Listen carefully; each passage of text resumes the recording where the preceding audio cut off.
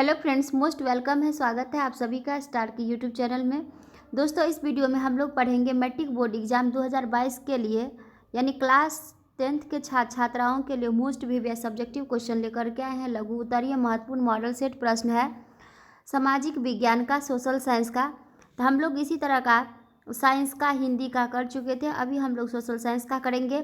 Social science में आप लोग को हिस्ट्री, सिविक, ज्योग्राफी, इकोनॉमिक्स और डिजास्टर मैनेजमेंट सभी का क्वेश्चन पढ़ने के लिए मिलेगा।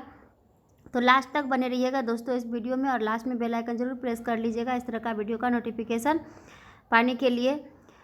ये आप लोग के लिए बहुत ही इम्पोर्टेंट मॉडल सेट है, क्योंकि इसमें आप लोग को हिस्ट्री, सिविक्स, ज्योग्राफी, इकोनॉमिक्स और आपदा प्रबंधन सभी का क्वेश्चन पढ़ने के लिए मिलेगा। और न्यू मॉडल सेट है 2022 का, नए पैटर्न पर आधारित मॉडल सेट प्रश्न है। यहाँ पे ऑल सब्जेक्ट का free of course study material प्राप्त करने के लिए आप लोग starkstudy.com चैनल को ज़रूर सब्सक्राइब कर लीजिएगा। जो भी छात्र 2022 में मैट्रिक बोर्ड एग्जाम में शामिल होना चाहते हैं, इसके लिए वेबसाइट काफ़ी हेल्पफुल रहेगा। मैं ऑब्जेक्टिव का सारा सब्जेक्ट का करवा चुकी थी। अब हम लोग सब्जेक्टिव कर रहे हैं, लघु उत्तरीय प्रश्न कर रहे हैं, उसके बाद हम लोग दीर्घ उत्तरीय प्रश्न भी करेंगे। ठीक है, तो चलिए शुरू करते हैं। पहला क्वेश्चन देखिए, पहला क्वेश्चन है आप लोग का हिस्ट्री का क्वेश्चन है, लघु उत्तरीय, जिसमें कि ये आप लोग का पैटर्न चेंज हो चुका है पिछले साल की अपेक्षा। इसमें क्या रहा कि संख्या 1 से 6 तक लघु उत्तरीय, इनमें से किन्हीं 3 प्रश्नों के उत्तर दे। प्रत्येक प्रश्न के लिए 2 अंक निर्धारित है। जितने भी क्वेश्चन अभी बताएंगे इस सेट में सारे आपको 2 नंबर का मिलने वाला है, और इसमें 6 क्वेश्चन रहेगा, जिसमें से आप लोग को सिर्फ 3 का आंसर एग्जाम में करना होगा। तो ये आप लोग के लिए एक नया पैटर्न भी है, वो भी मैं बताते जाऊंगी। ठीक है, तो ये हिस्ट्री का है। तो देखिए, हिस्ट्री में पहला क्वेश्चन है कि राष्ट्रवाद को परिभाषित कीजिए। तो राष्ट्रवाद क्या है? राष्ट्रवाद किसी भौगोलिक, सांस्कृतिक या सामाजिक परिवेश में रहने वाले लोगों के बीच एक भावना है जो उनमें परस्पर प्रेम और एकता को स्थापित करता है।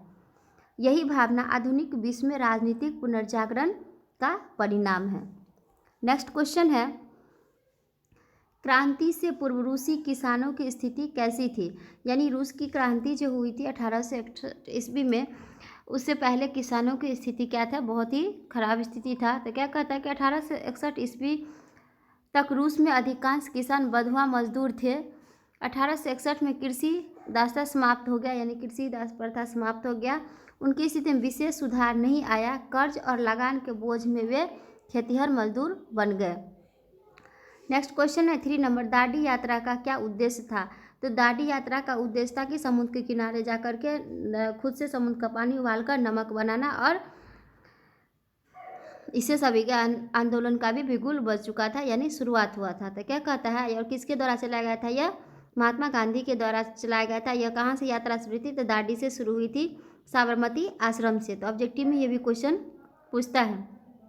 दांडी यात्रा का उद्देश्य दांडी समुद्र तक पहुंचकर समुद्र के पानी से नमक बनाकर नमक कानून का उल्लंघन करना था, क्योंकि नमक का जो था कर अत्यधिक बढ़ा दिया गया था, रेट बढ़ा था। इसीलिए महात्मा गांधी उसका उल्लंघन किया कि हम लोग खुद से नमक तैयार करके खाएंगे, और सरकार को प्रति विरोध किया। सरकार को बताना था कि नमक पर बढ़ाना अनुचित फैसला है। साथ ही यह सरकार के खिलाफ सविनय अवज्ञा आंदोलन का शुरुआत का संकेत भी था। तो सविनय अवज्ञा आंदोलन का शुरुआत कितना था? 1930 ईस्वी में। तो ऑब्जेक्टिव में यह भी क्वेश्चन पूछता है, तो इसको याद रखिएगा। नेक्स्ट क्वेश्चन है 4 नंबर की, गुटेनबर्ग ने मुद्रण यंत्र का विकास कैसे किया? गुटेनबर्ग ने अपने ज्ञान एवं अनुभव से टुकड़ों में बिखरी मुद्रण कला के ऐतिहासिक शोध को संगठित एवं एकत्रित किया, तथा टाइपों के लिए पंच, मैट्रिक्स, मोल्ड आदि बनाने का योजनाबद्ध तरीके से कार्य आरंभ किया। मुद्रण टाइप बनाने हेतु उसने सीसा, टीन और बिस्मथ धातुओं से उचित मिश्र धातु बनाने का तरीका ढूंढा।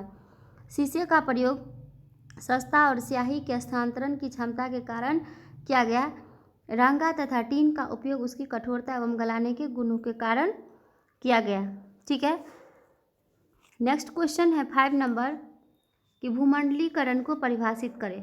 तो भूमंडलीकरण यानी जीवन के सभी क्षेत्रों का एक अंतर्राष्ट्रीय स्वरूप, जिसने दुनिया के सभी भागों को आपस में जोड़ दिया है, भूमंडलीकरण कहा जाता है। इसके फलस्वरूप संपूर्ण विश्व एक छोटे से गांव के रूप में परिवर्तित हो गया। यानी आजकल कुछ भी डिफ़िकल्ट नहीं है, क्योंकि हम लोग अगर एक जगह साधन नहीं है तो दूसरी जगह से उपलब्ध कर लेते हैं। नेक्स्ट क्वेश्चन है 6 number, all India trade union Congress की स्थापना क्यों हुई थी? तो 1917 यानी 1917 ईस्वी में रूसी क्रांति का प्रभाव मजदूर वर्ग पर भी पड़ा। 31 अक्टूबर 1920 को कांग्रेस पार्टी ने all India trade union Congress की स्थापना की। CR दास के सुझाव दिया कि कांग्रेस द्वारा किसानों एवं श्रमिकों को राष्ट्रीय आंदोलन में सक्रिय रूप से शामिल किया जाए और उनकी मांगों का समर्थन किया जाए। तो ये आप लोग का 6 हिस्ट्री का क्वेश्चन था, जिसमें से आप लोग को 3 सिर्फ एग्जाम में आंसर करने के लिए रहेगा। ठीक है, अब नेक्स्ट है राजनीतिक विज्ञान यानी सिविक्स का क्वेश्चन है। देखिए, पहला क्वेश्चन है कि बिहार में छात्र आंदोलन के प्रमुख कारण क्या थे? तो 1971 से 1970 यानी 1971 से 1972 ईस्वी के बाद वर्षों में देश की सामाजिक आर्थिक दशा में कोई सुधार नहीं हुआ। बांग्लादेश से आए शरणार्थियों के चलते अर्थव्यवस्था और लड़खड़ा गई। अंतर्राष्ट्रीय बाजार में तेल की कीमतों में अत्यधिक अप्रत्याशित वृद्धि हो गई, यानी अत्यधिक वृद्धि हो गई। भारत की आर्थिक स्थिति को असंतुलित कर दिया। 1972 से 73 ईस्वी में मानसून की असफलता के चलते पूरे देश में क्या हुआ? कृषि भी काफ़ी अच्छा नहीं हुआ। परिणाम स्वरूप पूरे देश में असंतोष का माहौल था। मार्च 1974 में प्रदेश में बेरोजगारी और भ्रष्टाचार भी अत्यधिक मात्रा में बढ़ गया। बिहार के छात्रों ने सरकार के विरुद्ध आंदोलन छेड़ दिया। बिहार के छात्रों ने अपने आंदोलनों की अगुवाई के लिए जयप्रकाश नारायण को आमंत्रित किया था। तो यह ऑब्जेक्टिव में क्वेश्चन पूछ सकता है कि छात्रों ने आंदोलन के शुरुआत के लिए मतलब किसका अगुवाई किया था? तो डॉक्टर यानी जयप्रकाश नारायण को। नेक्स्ट क्वेश्चन है सांप्रदायिकता और धर्म के निरपेक्ष में क्या अंतर है? तो सांप्रदायिकता, जब हम यह कहते हैं कि संप्रदाय का निर्माण धर्म ही करता है, सांप्रदायिक राजनीति का जन्म होता है और इसी अवधारणा पर आधारित सोच सांप्रदायिकता है। धर्मनिरपेक्षता का मतलब क्या हुआ? कि अनेक धर्म, यानी संविधान के द्वारा कहा गया है कि कोई भी आदमी अपने स्वेच्छा के अनुसार कोई भी धर्म अपना सकता है। सभी धर्म का मानवता सेम है, यानी संविधान द्वारा किसी भी धर्म को विशेष दर्जा नहीं दिया गया है। धर्मनिरपेक्षता यानी हमारा भारत क्या है? एक धर्मनिरपेक्ष वाला देश है कि अपने सुरक्षा के अनुसार कोई भी धर्म अपना सकता है। कोई धर्म छोटा और बड़ा नहीं है, सब बराबर है संविधान के नज़र में। नेक्स्ट क्वेश्चन है ग्राम पंचायत के दो कार्य बताएं। तो ग्राम पंचायत ग्राम स्तर पे गठित किया जाता है। तो पंचायत क्षेत्रों के विकास के लिए वार्षिक योजना तथा वार्षिक बजट बनाना, सार्वजनिक संपत्ति से अतिक्रमण हटाना। नेक्स्ट क्वेश्चन है सत्ता की साझेदारी से आप क्या समझते हैं? सत्ता की साझेदारी एक नीति है जिसके अंतर्गत देश के शासन में समाज के सभी प्रमुख समूहों को सत्ता एक अस्थायी भाग प्रदान किया जाता है। जातीय तथा सांस्कृतिक विभिन्नताओं के कारण विभाजित समाज में झगड़े सुलझाने का यह सामर्थ्यवान हथियार है। इसमें राजनीतिक आयोजन की व्यापक रूप से व्यवस्था होती है जिसमें समाज के प्रमुख तत्वों को शासन में उचित स्थान सम्मान दिया जाता है। यह सत्ता के संयुक्त प्रयोग पर विश्वास करता है जहां सभी प्रमुख दलों को शासन में अस्थायी भाग दिया जाता है। तो यह आप लोग का सिविक्स का क्वेश्चन था। अब हम लोग पढ़ेंगे अर्थशास्त्र का, फिर पढ़ेंगे भूगोल का। तो देखिए क्या कहता है कि अर्थशास्त्र को परिभाषित करें। तो अर्थव्यवस्था एक ऐसा तंत्र या ढांचा जिसके अंतर्गत विभिन्न प्रकार की आर्थिक क्रियाएं संपादित की जाती है, जैसे कृषि, व्यापार, उद्योग, बैंकिंग, परिवहन एवं संचार आदि किसके अंतर्गत आता है? तो अर्थव्यवस्था के अंतर्गत आता है। फिर डिफरेंट वैज्ञानिक के द्वारा परिभाषा दिया गया है। ये क्या कहता है? ऑर्थर लेविस के अनुसार अर्थशास्त्र वह का अर्थ किसी राष्ट्र के संपूर्ण व्यवहार से होता है जिसके आधार मानवीय आवश्यकताओं की संतुष्टि के लिए वो अपने संसाधनों का प्रयोग करता है।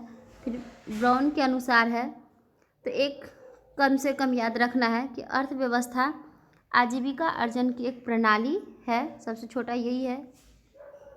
अर्थात अर्थव्यवस्था समाज की सभी आर्थिक क्रियाओं का योग्य है। नेक्स्ट क्वेश्चन है मौद्रिक प्रणाली क्या है? तो मौद्रिक प्रणाली में विनिमय का सारा कार्य मुद्रा की सहायता यानी मुद्रा, मौद्रिक प्रणाली को मुद्रा ही कहा जाता है। इस प्रणाली में पहले कोई व्यक्ति अपनी वस्तु या सेवा को बेचकर मुद्रा प्राप्त करता है और फिर उस मुद्रा से अपनी ज़रूरत की अन्य आवश्यकताएं की वस्तु खरीदता है, फिर वह उसको बेचता है। चूँकि इस प्रणाली में मुद्रा विनिमय का माध्यम का कार्य करती है। जैसे हम गए दुकान में कुछ सामान लिया और उसको बदले में क्या दिए, मुद्रा दिए, पैसा दिए, फिर वो भी अपना जाएगा बड़े दुकानदार के पास, मुद्रा देगा, उसके बाद सामान लेगा। तो इस तरह से क्या होता है, ये प्रक्रिया चलते रहता है। तो वही कि क्या कहते हैं, इसे ही मौद्रिक विनिमय प्रणाली कहा जाता है। नेक्स्ट है उदारीकरण को परिभाषित करें। उदारीकरण का अर्थ है सरकार द्वारा लगाए गए सभी अनावश्यक नियंत्रणों तथा प्रतिबंधों को हटाना। आर्थिक सुधारों के अंतर्गत 1991 ईस्वी से भारत सरकार ने उदारीकरण की नीति अपनाई थी। नेक्स्ट क्वेश्चन है बहुहित स्रोती को परिभाषित करें। जब बहुराष्ट्रीय कंपनियां या अन्य कंपनियां संबंधित नियमित सेवाएं स्वयं अपने कंपनियों के बजाय किसी बाहरी या विदेश स्रोत या संस्था या समूह से प्राप्त करती है तो उसे बाह्य स्रोती कहा जाता है। जैसे कि अभी हम लोग ज़्यादातर किसका सामान प्रोडक्ट यूज करते हैं, चाइना का। तो चाइना हमारे लिए क्या हुआ, बाह्य स्रोती है, क्योंकि हमको वो बाहर से आता है, हमारे देश में उसका नहीं बनाया जाता है। तो यानी बाहर से जो भी ट्रांसफ़र किया जाता है उसी को क्या बोलते हैं, बाह्य स्रोती। अब है भूगोल का क्वेश्चन।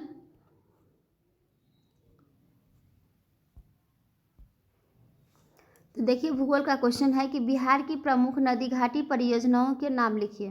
तो बिहार की जो प्रमुख नदी घाटी परियोजना, पहला है सोन नदी घाटी परियोजना, दूसरा है गंडक नदी घाटी परियोजना और तीसरा है कोसी नदी घाटी परियोजना।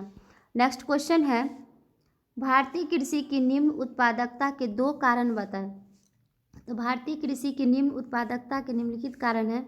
पहला, बहुत से क्षेत्रों में अभी भी कृषि के परंपरागत तरीकों जैसे कि बैल, हल, कुदाल आदि का प्रयोग होना।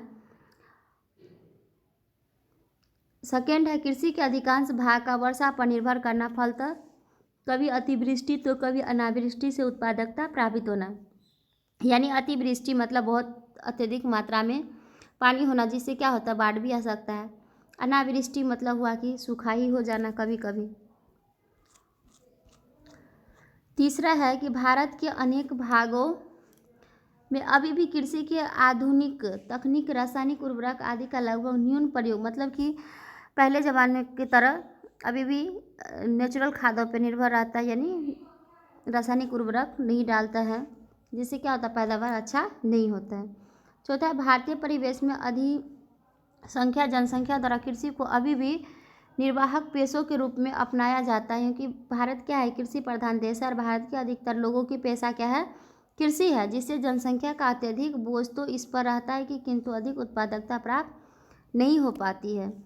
नेक्स्ट है 5 नंबर कि भूखंड के छोटे छोटे यानी ज़मीन के छोटे छोटे टुकड़े होने से भी उत्पादकता कम होती है, क्योंकि सभी किसान के पास पर्याप्त ज़मीन भी नहीं है। नेक्स्ट क्वेश्चन है संसाधन को परिभाषित कीजिए। संसाधन को परिभाषित कीजिए। तो उपयोग में आने वाली सभी वस्तुएं क्या कहलाता है, संसाधन कहलाती है। जैसे हमारे हो गया भूमि, हो गया मृदा, हो गया जल, हो गया खनिज लवण, हो गया पेड़ पौधा, हो गया ये भौतिक पदार्थ मानवीय आकांक्षाओं की पूर्ति में सहायक होकर संसाधन बन जाते हैं। इसलिए हम लोग तो कुछ क्या होता है, प्राकृतिक संसाधन भी होता है, कुछ मानव निर्मित संसाधन भी होता है। तो वही दूसरी ओर वनस्पति, वन जीव, जलीय जीव आदि जैविक संसाधन है जो मानवीय जीवन को सुखद बनाता है और एक दूसरे पर निर्भर रहते हैं। नेक्स्ट क्वेश्चन है 24 नंबर, सतत पोषीय विकास से आप क्या समझते हैं। तो सतत पोषीय विकास का कहने का तात्पर्य है कि भावी पीढ़ियों के पोषण को ध्यान में रखते हुए जो वर्तमान में हम पर्यावरण को क्षति पहुंचाए बिना विकास करना ही क्या कहलाता है, सतत पोषीय विकास कहलाता है। मतलब इस तरह से हम लोग यूज करेंगे कि हमारे आने वाले पीढ़ी के लिए भी कुछ क्या रहे, बचे रहे, क्योंकि हमारा संसाधन जो वैसे भी खत्म हो रहा है, जैसे कि पेट्रोल हो गया, वाटर हो गया। तो इसलिए क्या कहता है कि सेव वाटर विभिन्न प्रकार के कार्यक्रम के माध्यम से, सेमिनार के माध्यम से जागरूक करता है लोगों को कि हमारा जो संसाधन है वह ख़त्म होने के कगार पे, इसीलिए हमको कम यूज करना चाहिए, जितना हो सके कम यूज करें और पुनः चक्रण करके पुनः यूज करें। तो वही है सतत पोषीय विकास, यानी भावी पीढ़ियों को ध्यान में रखते हुए जो हमारा विकास, पर्यावरण को बिना क्षति पहुंचाए जो विकास होता है उसे क्या कहते हैं, सतत पोषीय विकास। नेक्स्ट क्वेश्चन है 25 नंबर, वायु परिवहन की किन्हीं 2 विशेषताओं का उल्लेख करें। तो वायु परिवहन की प्रमुख विशेषता है कि यह सबसे महंगा परिवहन का साधन है, यानी एयर से सभी लोग क्या करता है, नहीं जा सकता है, एरोप्लेन से नहीं जा सकता है, तो ये क्या है, सबसे महंगा है। सभी लोगों के लिए यह उपलब्ध नहीं हो पाता है। इसके द्वारा यह तीव्रतम यात्रा संभव है। इसके द्वारा आरामदायक यात्रा का लुत्फ मिलता है। इस परिवहन में ट्रैफिक जाम की समस्या नहीं होती है, जब मन तब जा सकते हैं। यह अन्य देशों में जाने के लिए दुर्गम स्थान एवं समुद्री की बाध्यता आड़े नहीं आती है। नेक्स्ट क्वेश्चन है, परमाणु शक्ति के लिए किन खनिजों की आवश्यकता होती है? तो परमाणु शक्ति के लिए जो खनिज की आवश्यकता वो क्या होता है? इल्मेनाइट, वैंडियम, एंटीमनी, ग्रेफाइट, यूरेनियम और मोनेजाइट। तो वीडियो काफ़ी लंबा हो जाएगा, इसीलिए मैंने इसमें आपदा प्रबंधन को शामिल नहीं किया हूँ। क्यों? नेक्स्ट वीडियो में हम लोग जितना भी सेट है सारे का आपदा प्रबंधन का क्वेश्चन एक साथ लेकर के आएंगे, ठीक है। ये सेट 1 का था, इसमें हम लोग क्या क्या पढ़े? सिविक्स, ज्योग्राफी, इकोनॉमिक्स और हिस्ट्री और भूगोल का भी क्वेश्चन पढ़े हैं। तो वीडियो काफ़ी लंबा हो जाएगा, ठीक है। तो मिलते हैं नेक्स्ट वीडियो में, तब तक के लिए थैंक यू। तो जो भी बच्चे 2022 में मैट्रिक बोर्ड एग्जाम देना चाहते हैं तो इसके लिए वेबसाइट काफ़ी हेल्पफुल रहेगा, starkstudy.com। आप लोग उस पर भी सर्च करके देख सकते हैं, सारे क्वेश्चन पढ़ने के लिए मिलेगा आप लोगों को, और यूट्यूब पे भी अवेलेबल है, ठीक है। Okay, bye bye, thank you, मिलते हैं नेक्स्ट वीडियो में।